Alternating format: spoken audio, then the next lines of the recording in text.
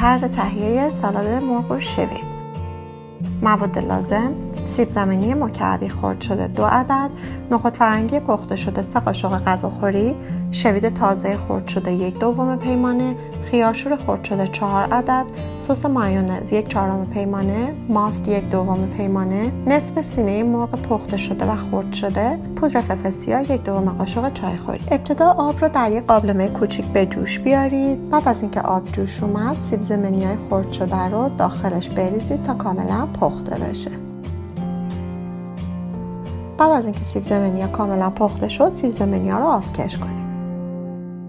سپس در یک کاسه بزرگ سیب زمینی‌های پخته شده رو اضافه کنید. سینه مرغی رو که با نمک و زردچوبه پخته بودیم و خرد کرده بودیم رو نیز اضافه کنید. خیارشور رو اضافه بکنید.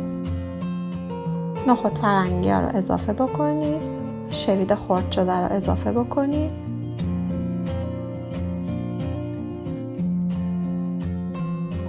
جداگانه سس مایونز رو به ماست اضافه بکنید و کاملا مخلوط بکنید تا صاف و یک دست بشه.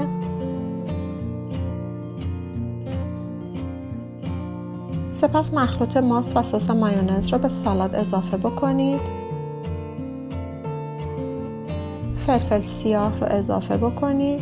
همچنین نمک رو به میزان لازم اضافه بکنید و تمام مواد رو کاملا با هم مخلوط بکنید تا به خورد هم برن.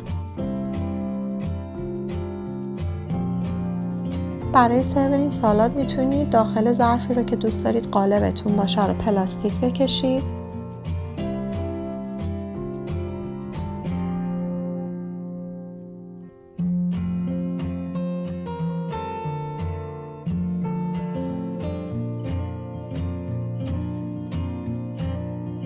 سپس مواد سالاد رو داخل پلاستیک اضافه بکنید و با قاشق کاملا صاف و یک دستش بکنید.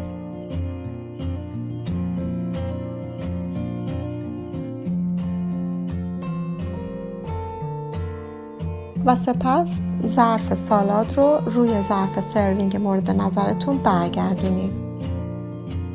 پلاستیک رو از روی سالاد بردارید و سالادتون به صورت قالبی و قشنگ روی ظرف سروینگ منتقل میشه. میتونید با قاچهای گوجه فرنگی روی سالادتون رو به شکل گل تزیین بکنید. سالاد رو در یخچال نگهداری کرده و بعد از خنک شدن سرو کنید.